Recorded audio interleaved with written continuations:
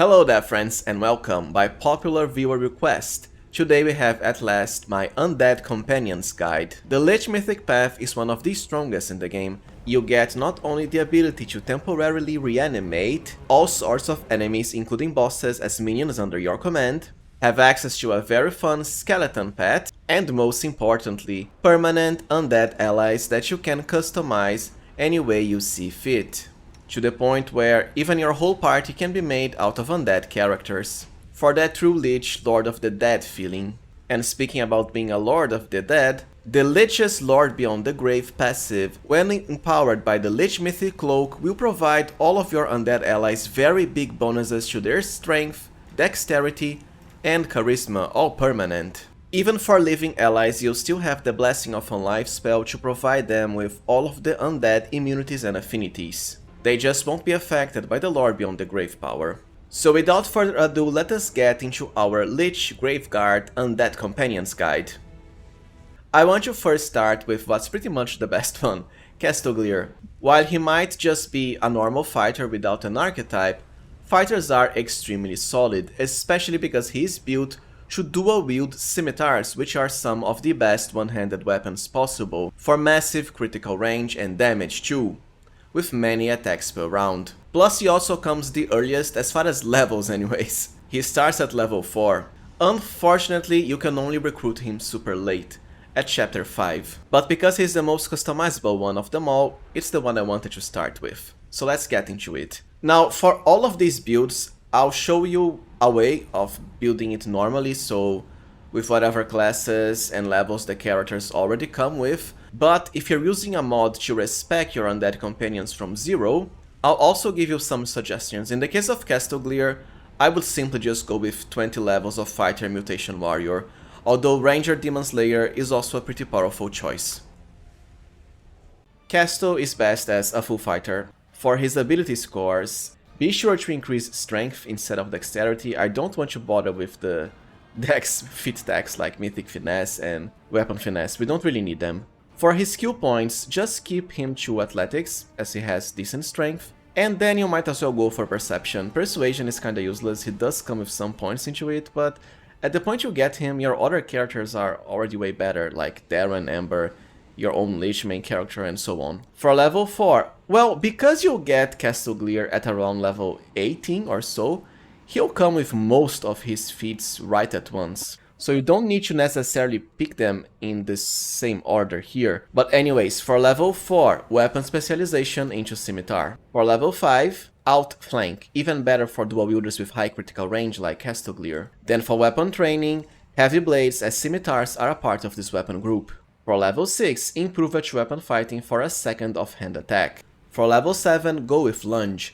Lunge is actually amazing for dual wielders because there's no one-handed reach weapon, so they can't really dual wield anything that has reach. With this you'll get reach, especially when you combine size enhancing spells. Although in the case of Kestoglyr, you'll need a brown fur to cast Frightful Aspect on him, since an enlarged person won't work. I'm afraid undead aren't persons. For level 8, Improved Critical into Scimitars of course, so now we have not only many dual wielded attacks, but also at extreme 15 to 20 critical range. For level 9, Greater Weapon Focus into Scimitars. And be sure to go for Effortless Dual Wielding as your weapon training ability. This way, you'll treat Kestoglyr Scimitars as if they were light weapons, which means he'll have lesser penalties when dual wielding them, for a +2 to AB all of his attacks. Then keep progression into Weapon Training Heavy Blades. This is the same for all of the secondary weapon training procs from now on. For level 10, Cleave, just so we can get the other Cleave feats later. Level 11, go with Greater Weapon Fighting for the last offhand attack. For level 12, Greater Weapon Specialization into Scimitars. Then at 13, Cleaving Finish for the extra attack whenever he kills an enemy, and Trained Initiative to increase his initiative even further. For level 14, Dazzling Display, and then at 15, Shatter Defenses as usual. Even easier to proc as a Lich because one of your powers gives you a Fear aura. For level 16, Improved Initiative. Then at 17, Great Cleave. For another weapon training ability, go with Fighter's Reflexes. As for 18, Improved Cleaving Finish at last. And this feat will become even better when the next patch hits for the Shifter DLC. For level 19, honestly at this point you might as well go for Blind Fight, if only as usual for the enemies that have concealment sources not bypassed by True Seeing. Then at 20, for your capstone ability Weapon Mastery, into Scimitars of course. And lastly, you might as well go for Improved Blind Fight since we have the space for it. Now let us cover Mythic progression for Kestoglyr. For level 1, I would just go for Always a Chance. Just like with his normal levels, Kestoglyr will have something like 8 to 9 Mythic abilities and feats right at once, because he comes pretty late game. Always a Chance can help a lot because of how many attacks you have per round, and if you roll a 1, it's an automatic miss, no matter how high your AB is, which can be super high by virtue of being a fighter and of course having a Lich Master to empower him even further. This way at least, if you roll a 1, we can still easily hit the enemies. For Mythic level 2, Mythic Power Attack. The damage isn't as high with dual wielded weapons, but still pretty powerful because it's multiplied by critical hits and is basically static extra damage to all attacks. For Mythic 3, the classic ever ready, even better for characters with high critical range and so many attacks per round like Kestoglyr and his Scimitars. For Mythic 4, improved critical into Scimitar. For Mythic 5, if you have a Scald to provide pounce, so you can charge on full attack, Mythic Charge. Otherwise, you can even go with something like Last Stand. Pounce is especially useful for dual wielders because then you get to unleash your flurry of attacks lightning fast. For Mythic 6, either Mythic Weapon Fighting or Mythic Weapon Focus both have the same result at this point, plus 2 to all of your attacks. For Mythic 7, you can really pick anything you want. I would just go for Last Stand because the other ones are kinda poor. For Mythic 8, Mythic Specialization into Scimitars. You can pick Mythic Weapon Focus too, I would rather delay it for 10 because honestly at this point you have more than enough bonuses to attack rolls. Then for Mythic 9, anything you want. Might as well go for Unrelenting Assault. As for Mythic 10, you might as well go for Mythic Weapon Focus, for yet another plus 2 to all of your attacks. Now let's get into gear for Kestoglyr. For the amulet, Voracious Spirit. By the time you recruit him you can already get this amulet anyways, which comes from Camellia's last personal quest. It has quite a lot of nice bonuses that are even of stacking nature. Whenever he kills an enemy, something he'll be doing a lot, considering all of his attacks, damage and critical chance and damage. For armor, it doesn't really matter for him. He will have access to the lunge feat for reach, so just go with the Chainmail of Camaraderie for the bonus to damage when flanking targets. Now, the logic behind the gear of the Undead Companions, well, you might notice that some items will be different than what I pick for the main characters. The reason is simple. The ones that I usually find to be the best, like Valexia's, the Ring of Triumphant Advance and so on, I would rather leave them for the main character, right? And in the case of a Lich, I assume yours is going to be merging with a full Arcane Caster because it's the most powerful option. Of course you can do it in a number of different ways, it's just that I can't account for all possibilities gear-wise. My point is, melee and ranged gear, even if it's the best, I'll be saving for the Undead Companions as my Lich will already be a caster. And not a single one of the Undead Companions is a caster unless you, well, rebuild them from zero. Which is why I went with Chainmail of Camaraderie for Kestoglyr here. For the shirt, Wandering Coalman for the bonus to attacks of opportunity. For the belt, Mangling Frenzy if you have a Scald to provide Rage, although as a Lich you can also cast the Rage spell depending on your class. The extra boost to critical damage will help a lot for a dual-wielding Scimitar's character. Otherwise, there's always belts of plus 6 to physical stats, and remember, since undead characters do not have constitution, there's no need to bother with physical perfection belts. The ones that increase dexterity and strength are more than enough. For gloves, Fencer's Gift to maximize his dual-wielding damage. For boots, it doesn't really matter, I just have a Beast Focus here. For helmet, because Kestoglyr is by far the most powerful undead companion, he is the one I would leave the shiny helmet to. For goggles, Piercing Gaze for the bonus to damage and AB against demons. For cloaks, the unique Wrath of the Undead cloak, which possesses an aura that can empower all of your undead allies with quite a powerful bonus to both attack rolls and even sneak attack damage. For rings, just a Ring of Evasion here, and I also have a Ring of Luck, although it's not necessary, you can just cast the Prayer spell for the same effect. As far as bracers, Heavy Hand, just like Fencer's Gift for maximum dual wielding damage. When it comes to weapons, by the time you get Kestoglyr, you can already pick the 2 best scimitars, Dawnflower's Kiss and also Faith Bearer. Both have Holy on hit, which is amazing for extra damage against evil creatures. And I just have the lucky dice here, but you can also go for Jarsigax, the Dragon Familiar, as Kestoglyr will be the character with most attacks, for some nice elemental damage on hit. Now let's get into Ciar. I think that's how you pronounce it, or Ciar. Anyways, he is to me the second best undead companion, except unlike Kestoglyr, which we just talked about, Ciar can be acquired way earlier, at chapter 3. Just remember to antagonize him, because you actually have to get him to become hostile, so you can kill and reanimate him. Just like Kestoglyr, he is also a super solid class, Cavalier, despite not having an archetype too.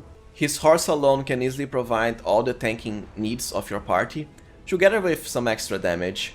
But Ciar himself, at least with the build I have prepared for him, will also be quite the force to be reckoned with.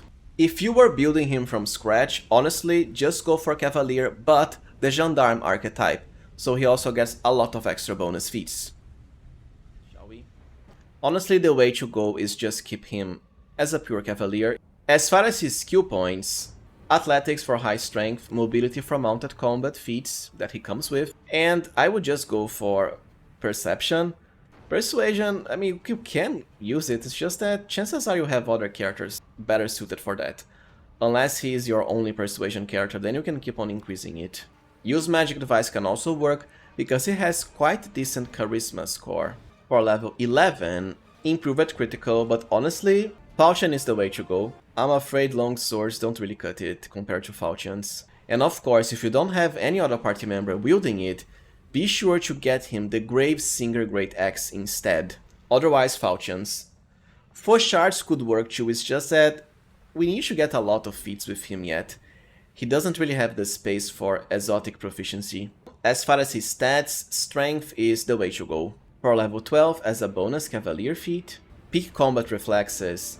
He already has outflank, and at this point everyone in your party already has improved critical for even more attacks of opportunity. For level 13, well, since he already comes with weapon focus, we might as well go for Dazzling Display, as to later qualify for Shatter Defenses. Then at 15, Shatter Defenses is the way to go. For level 17, Lunge, to give him reach. He will be mounted on his horse, so it's not like he really desperately needs reach, but still, the higher his reach, the more attacks of opportunity he can inflict, even on enemies that are somewhat far away. For your bonus teamwork feat, I would just settle for Precise Strike. The extra damage can be nice, it's applied separately, but at this point, all of your allies can just benefit from the Bane of Spirit Ring to fully apply this damage anyways. Otherwise, you would go for Shake It Off. The problem is, chances are you're either having a lot of undead party members as a Lich, or you're using Lich to cast the buffs that make all of your living allies count as undead for immunities, which means they'll just be immune against all annoying mind-affecting effects and abilities and so on, so there isn't much of a point for Shake It Off, at least not so late. So Precise Strike I think is more versatile. For level 18, Improved Initiative. As for 19, you might as well go for Blind Fight now. At level 20 there isn't much of a point in increasing strength further, so you might as well go for Charisma, for more hit points. Alright, now let's discover Mythic progression for our Cavalier Ciar. For Mythic 1, as a Cavalier, I would rather pick Leading Strike, because of how great the synergy is with mounted characters. For Mythic level 2, Mythic Power Attack. Then Mythic 3, the classic Ever Ready. Mythic 4, Mythic Critical into Falchions. For Mythic 5, Cavaliers are all about charging. They have many bonuses, not only to attack rolls, but even further damage when charging. So I would really recommend you have a Scald to provide pounce. In this case, Mythic Charge. For Mythic 6, I'd get another Mythic ability. Mythical Beast to empower our horse to the max. Then at Mythic 7, well, either go for Last Stand or Always a Chance. There's Inspirational Leader too, but I'd rather leave this to another character, like let's say your Scald. Then for Mythic 8, well, at this point you should be able to get Mythic Initiative. Then Mythic 9 can be anything you want, I would just pick Last Stand as usual, just in case. But as an undead ally of a Lich, you really are never dying, at least if you're playing a merged Lich. As for Mythic 10, it can truly be anything you want. And when it comes to the horse build, please remember that I already have a complete pet guide for the Enhanced Edition where I cover the horse's build, amongst other pets too. Ideally, you want to build your horse for tanking. Now let us cover gear for our Ciar. For the amulet, I just went with Quick Draw for the bonus to initiative. For armor, Mithril full plates are more than enough. Although I suppose you can even go for Mithril chain shirts because the undead allies eventually can get a lot of dexterity from Lore Beyond the Grave buffs. Shirts don't really matter much for this character. For the belt, I went with Thunderous Charging. It enhances his strength by +6, which is pretty nice, but also grants a bonus on bow rush and overrun maneuvers. As a cavalier, he can bow rush for free on his charge attacks, and whenever he charges, the enemy will suffer a -2 irresistible penalty to armor class against ranged attacks. For gloves, I just went with the Stern Hand, because this can increase Ciar's horse strength by a very high stacking amount. For boots, Stampede, since cavaliers are all about charging. For the helmet, I actually picked Sturdy Snoot for the bonus to mobility, as Ciar does come with some of the mounted combat feats. For goggles, just like Kestoglyr Piercing Gaze. Cloaks of resistance with the highest modifier. Then for rings, I went with Ring of Imminent Demise, since he is two-handing with the build I prepared for him, and the Ring of Evasion. The bracelets don't really matter, I just went with Dominance here. As far as weapons, to me falchions are the best choice, so you get very high critical range, and all the nice two-handing bonuses, Finion being the ultimate one. Now let us cover Delamere, another undead companion that, just like Ciar, can be acquired just at chapter 3. She's meant to be the ranged undead companion, and starts as a Slayer. Slayer, just like Fighter and Cavalier, is another extremely solid class, which is part of what makes Delamere excel. So Delamere will always be at the very least competent. If you were building her from scratch, I recommend going either Ranger, Demon Slayer, or just full Mutation Warrior. Yes, not Slayer, because honestly I just think the other two classes are much better for ranged characters. Not that Slayer is bad, as you are about to see. Delamere comes at level 10, and has most of the best ranged weapon feats already picked for her. For normal progression, what I would do is now pick 5 levels into Fighter and Mutation Warrior. This way we get the highly powerful mutagen, which is even better for ranged characters, some extra feats which will also help, but most importantly weapon training. So 5 levels of Mutation Warrior for now. For skill points, the ones she starts out with are fine: Mobility, Stealth, and also Perception, as Delamere has high dexterity as a ranged character. For level 11, Improved Critical into Longbows, which are the best ranged weapons, and then Outflank. While this won't give Delamere extra ranged attacks, it will let your allies get more melee hits whenever she scores a critical attack. For her stats, keep increasing dexterity. You'll get an extra skill every level, and then you can spend it anywhere you want, it won't really matter. Lore Nature, I suppose, is fitting for her, as she was a cleric of Erastil. For level 12, Rapid Shot. It's really weird that Delamere doesn't get this during her normal progression. Like, why bother with a complete sneak attacker instead of Rapid Shot? But anyways, we'll have it now. For level 13, Improved Initiative. As a ranged sniper, the faster Delamere can act, the easier it will be to snipe problematic targets before they can react. For level 14, Weapon Specialization into Longbows. The more bonuses to bow damage, the better, through the Many Shot feat. For level 15, Burst Dazzling Display.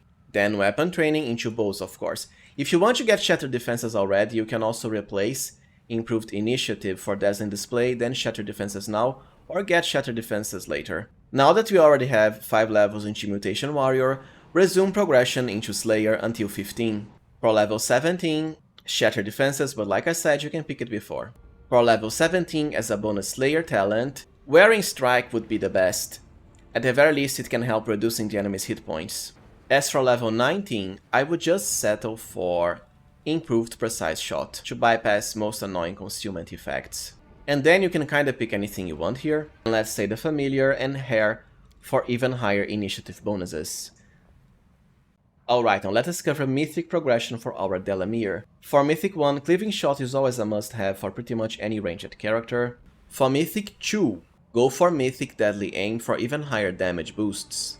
Then for Mythic 3, distracting shots should reduce the enemy's AC against melee attacks. For Mythic 4, I don't think Mythic Critical is needed so early with a bow character because honestly, unless you were a Trickster, bows have very low critical range. Even with improved critical, it's only 19 to 20, so it's not like you'll be dealing a lot of critical hits with them. To me, I'd much rather get Mythic Rapid Shot now because the penalty from Rapid Shot is super annoying. It applies to all of your attacks. With this, we just outright remove it. For Mythic 5, Expose Vulnerability can help for even more damage. Then at Mythic 6, Mythic Specialization into longbows. For Mythic 7, you might as well go for the bigger they are, if only to get minor bonuses to AB against the bigger demon targets. Then for Mythic 8, this is when I would finally get Mythic Critical and Longbow, but as I said, you can pick it before if you prefer. For Mythic 9, you can truly pick anything you want. I would just go for Always a Chance. Then at Mythic 10, Mythic Improved Initiative. I don't pick it earlier because Delamere as a high dexterity character already excels at initiative anyways. As far as gear for Delamere, back rank assistance is a must-have for your best ranged character, since you'll get a free attack. Snakeskin armor for the maximum dexterity possible through the +4 profane bonus. Earlier you can go with Web Strider, which provides +2 morale to dexterity instead. It is true that this armor will highly reduce Delamere's armor class, since she has a lot of dexterity, but look, as a ranged character, it's not like she needs AC, right? For belts, just a classic physical flow, which is the best one for most undead characters, for the strength and dexterity increase. For gloves, since my Delamere went with Mutation Warrior, Gloves of Dueling, to increase her weapon training ability with bows. For boots, Ronak Sacrifice, as she is the undead companion with highest dexterity, and that's directly tied to her ranged attack AB. For helmet, I went with Windmaster for the bonus to initiative. For goggles, Malocchio. For cloak, Lone Wolves, because well, chances are, as a bow user, she will be pretty far from your other allies, thus proccing the bonus from the cloak. For rings, Merciless Shot to increase the power of point blank shot, and also the Ring of Guiding Star for bonuses to initiative, and since chances are she will attack enemies before your other allies, you'll also get to proc the very nice secondary effect. For braces, the Braces of Archery. I'm pretty sure you can get the normal version of these braces now through the latest DLC, the Treasure of the Midnight Isles. Otherwise, the game drops plenty of lesser Braces of Archery for you. When it comes to weapons, composite longbows are the best, Killing Pace being the ultimate longbow in the game, because of the huge extra damage from your mobility skill. Now let us cover Queen Galfrey's Ghost. She is, to put it simply, underwhelming, I'm afraid. I mean, she comes as a bard, which is a nice class too, although I have no idea why they decided to go with Thundercaller for her. It's just that she comes even later than Kestoglyr. By the time you recruit her, you'll be at level 20 already, and chances are your party will be set already. Anyways, if you were respecting her from start with a mod, I would rather just make her a full Scald. Amusingly enough, the Queen can actually go into Dragon Disciple, but at this point of the game, you might as well keep her a full bard for the remaining powers you get. And be sure to increase her charisma. She is actually the undead with the highest charisma, I believe. Her skills are already pretty much golden. You'll want all of the lore and knowledge ones. She even has a unique bonus to it. Sadly, her persuasion score is very low for all of her charisma. I would actually go for 1 point and use magic device. For spells, I'll just skip this fast, as I already have a guide with the best arcane spells. Echolocation, then Brilliant Inspiration, whatever animal buff your characters can't cover, so usually Cat's Grace. For level 17, Deadly Aim. It's kinda crazy she didn't pick it before, but hey, that's the way it is. Then Displacement. Well, you might as well go for Overwhelming Presence here. At least it works even if the enemy saves against it. For 18, Combat Streak. And well, you might as well go for Improved Critical into Longbows. Let's pick Waves of Ecstasy, because why not? Ecstasy Granny, Galfrey. For 19, Rapid Shot. Late sure, but hey, what can I do? That's Galfrey's build, pre-picked for you. Now, because level 20 Bard doesn't really offer anything that special, being the Bard Capstone ability is awful, I would much rather pick Fighter now. If only so we can get an extra feat. Also go for Intelligence because the other ones don't really matter as far as Galfrey stats. And then Many Shot at last. Now let's cover Mythic progression for our Galfrey Ghost. Honestly, it's pretty much almost the same as Delamere because she's also built to be a ranged character. Unless you're making her a Scald melee, in which case just follow my main Scald guys, I have so many already. But since bards have nice buffs, we might as well go for Abundant Casting first. Plus, look, Galfrey will get all of the Mythic powers up to level 9 right at once, because of how late you get her. For Mythic 2, Mythic Rapid Shot. For Mythic 3, Cleaving Shot. Then at 4, Mythic Critical into long bows. For Mythic 5, Distracting Shots. Then at 6, Mythic Deadly Aim. For 7, well, you might as well go for Improved Abundant Casting. Then Mythic Initiative at last. For Mythic 9, either Always a Chance or Last Stand. For Mythic 10, you can truly pick anything you want, including Always a Chance or another Mythic feat like Mythic Focus, even if it won't matter much. If you went with the normal build progression for Galfrey, then it's best to focus into some Bard unique gear such as the Amulet of Epic Songs to increase the number of Bard song uses you have per day. Eternal Ballad is just basically a normal Mithril Chain shirt, but it's a Bard thematic gear. Lore Master's Robe, as Bards tend to have higher lore ranks, it's just that Thundercaller doesn't, unfortunately. Ideally, a belt of Physical Flow plus 6 for the bonus to Strength and Dexterity.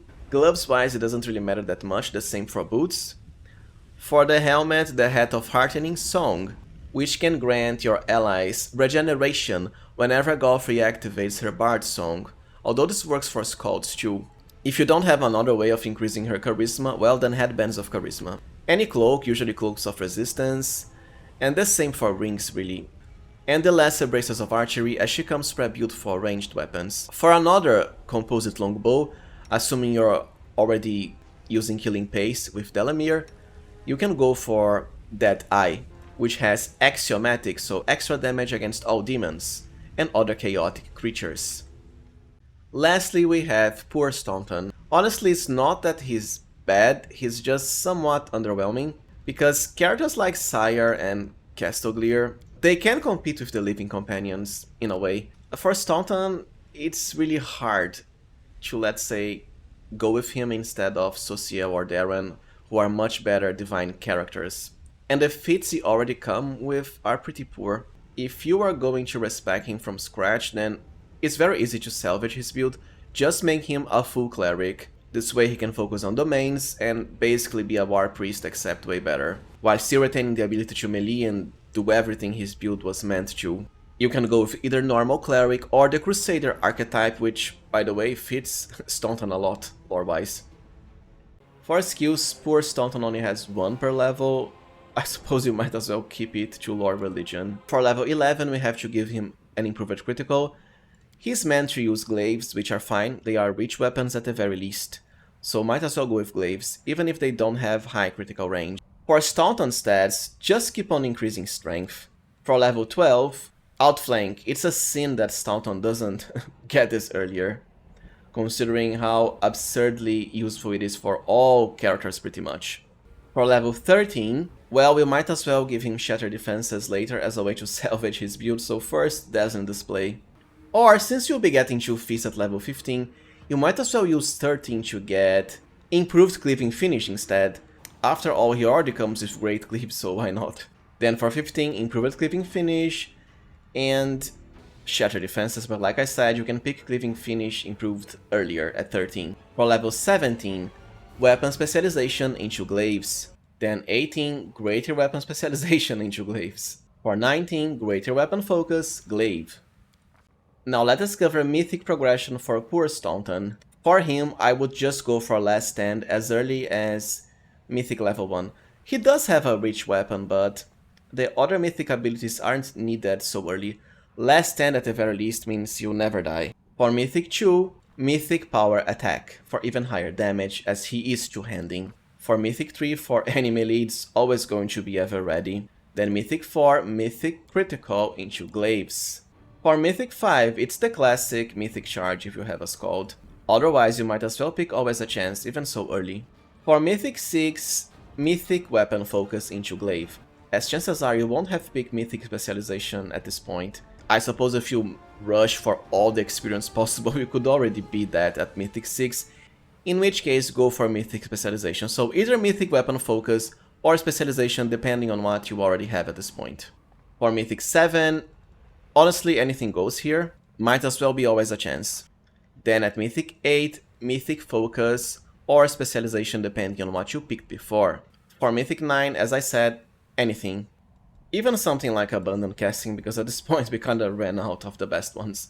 You can even pick it earlier, instead of always a chance, and then pick Improved Abandoned Casting now, as War Priests do get Cleric spells up to level 6.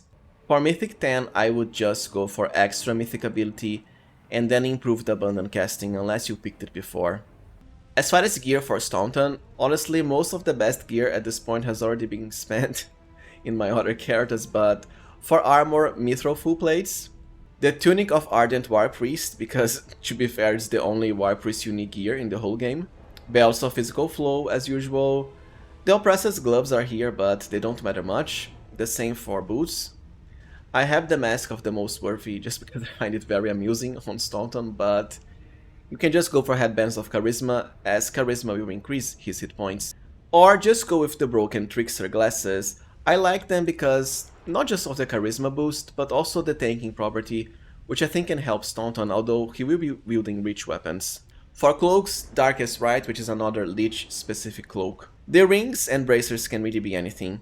As far as weapons, just go with Mutilated Angel ultimately.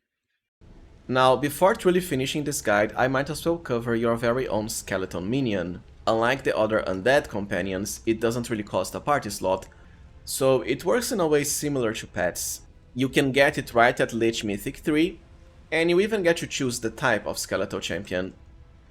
To me the best one are always marksmen, because you don't really get to customize the feats unlike the other undead companions, they are all chosen for you. And the marksman has by far the best feat selection of them all. He has all of the necessary ranged feats, even some other great ones too, like Improved Initiative. Plus my parties tend to be pretty melee heavy, so it's nice having another ranged character. As a matter of fact, I would rather have him as your main ranged ally, as far as the undead ones, than Delamere, but you can of course have two, it's just that the best ranged gear can only go to one character, which is why my Skelly here is mostly gearless, but even then he can get pretty high stats.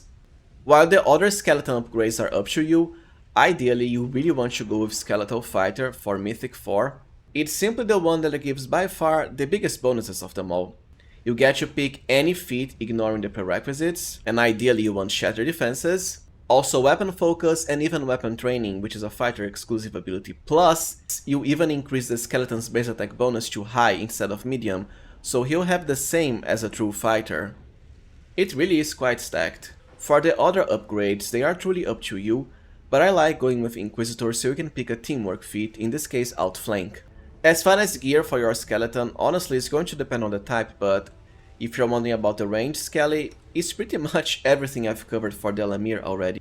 Well, alright friends, so this was it from my Undead Companions guide. If you found it useful as always, please remember to like, subscribe, and also consider becoming a channel member.